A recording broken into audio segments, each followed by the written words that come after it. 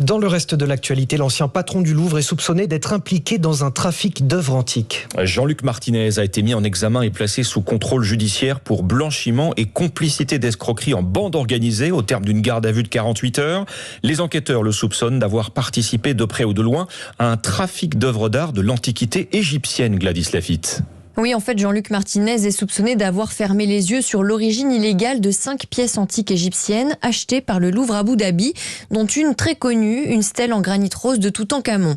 On parle là d'œuvres qui ont été achetées plusieurs dizaines de millions d'euros par le musée, alors que leur provenance est au minimum douteuse et que de faux certificats d'origine ont été fournis. C'est ce que reprochent les enquêteurs à l'ex-directeur du Louvre, d'avoir eu connaissance de ces faux documents et d'avoir quand même acheté les pièces. Cette mise en examen n'est pas la première dans ce dossier tentaculaire de trafic d'antiquités qui concerne aussi un autre grand musée à l'étranger.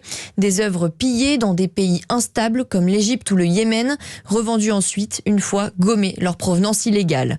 3 personnes sont soupçonnées d'avoir blanchi des antiquités. L'enquête devra déterminer les conditions précises d'acquisition des œuvres concernées par le Louvre Abu Dhabi.